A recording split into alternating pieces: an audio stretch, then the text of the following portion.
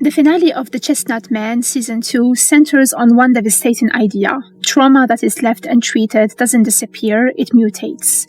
By the end of episode 6, the mystery surrounding the murders finally collapses into place as the show reveals that the killer is Sean Baumwoller, the seemingly kind therapist who had been hiding in plain sight the entire time. But the ending goes far beyond simply exposing the murderer. The finale ties together childhood trauma, broken families, grief, and emotional abandonment into one final brutal confrontation in the marshes where everything began. The biggest reveal in the finale is that Sean Baumwoller is actually Thea Novak, the disturbed little girl Hess has been investigating through old memories and records. Earlier in the episode, Bjark recalls a disturbing childhood moment involving Thea. While police were investigating the disappearance of a missing boy years earlier, Thea reacted strangely to the atmosphere surrounding death and violence. Shortly afterward, a cuckoo chick was found crucified, and Bjark secretly believed Thea was responsible. That moment becomes the first clear sign that something inside Thea was already deeply fractured. The investigation later uncovers that after her father died in prison, Thea changed identities multiple times. Thea became Juliana Stasiak in Poland. Juliana Stasiak later married Roy Baumwoller. That means Juliana, and therefore Sean, was Thea all along. This reveal means that Sean wasn't just near the victims by coincidence. As a therapist working through family counseling and grief support systems, she deliberately positioned herself around emotionally vulnerable families. She didn't randomly select targets, she selected families she believed were broken. Sean's motivations come from a twisted obsession with infidelity, abandonment, and destroyed families. According to her, Emma's affair with Roy destroyed her marriage and ruined her life. In Sean's mind, Emma became the symbol of everything she hated: betrayal, instability, and emotional destruction. But the deeper truth is that Sean's worldview was shaped long before Emma ever entered her life. As a child, Thea grew up isolated, traumatized, and publicly blamed for her father's crimes. People treated her family like monsters. Her mother eventually abandoned her. Then later, Sean lost her husband and children in a horrific car crash after her husband reportedly wanted a divorce. That emotional devastation completely shattered whatever stability she still had. Instead of processing grief normally, Sean built an entire psychological system around it. She convinced herself that broken families must be punished, betrayal spreads like infection, parents who destroy homes deserve suffering, and she alone understands pain. That's why her therapy sessions are so horrifying once Sandra discovers the recordings. Sean wasn't helping children heal, she was subtly teaching them to resent their parents. She manipulated vulnerable people emotionally while presenting herself as compassionate and safe. That duality is what makes her such a terrifying villain. She doesn't see herself as evil, she genuinely believes she is helping people confront painful truths. Mary becomes Sean's final victim because she accidentally uncovers the truth. What makes this relationship tragic is that Sean carefully engineered their friendship years earlier. She admits she intentionally placed grief counseling information in Mary's mailbox after Emma's death because she recognized Mary's emotional vulnerability. To Sean, their relationship became emotionally real but also possessive.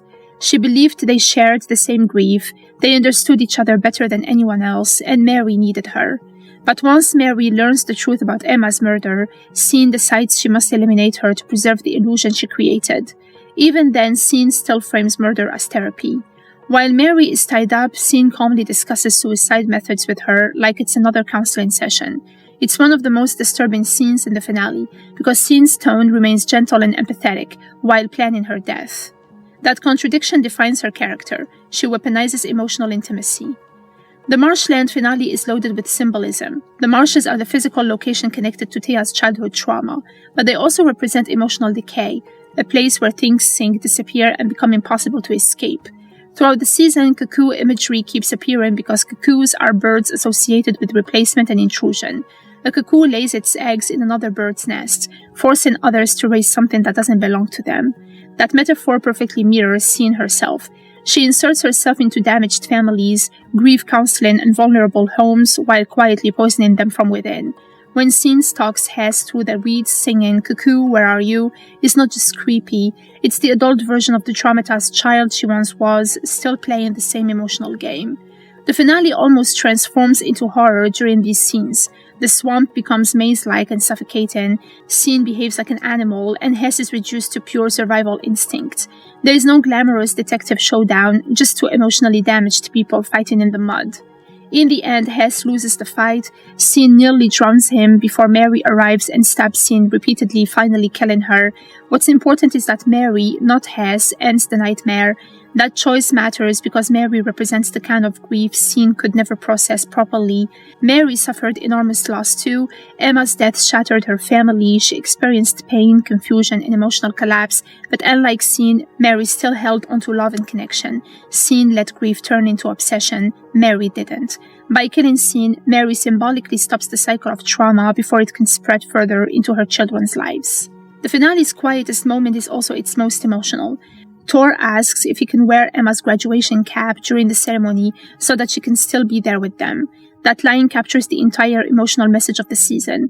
The show has constantly explored how grief affects families. Some people are destroyed by it, some people run from it, some people weaponize it, and others slowly heal from it. Thor's gesture shows healing beginning at last.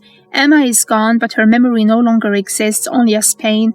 Her family can finally carry her forward instead of being trapped by her absence. It's the opposite of Scene's worldview. Scene tried to preserve loss forever. Mary's family learns how to live alongside it. Hess's final scene with Lee is the emotional resolution to his entire character arc.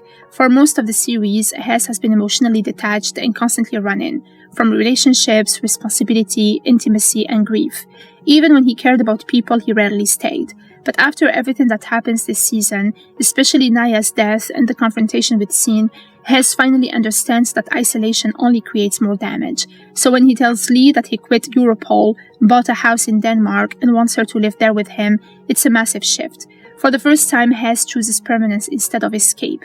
That's why the ending feels hopeful despite all the darkness.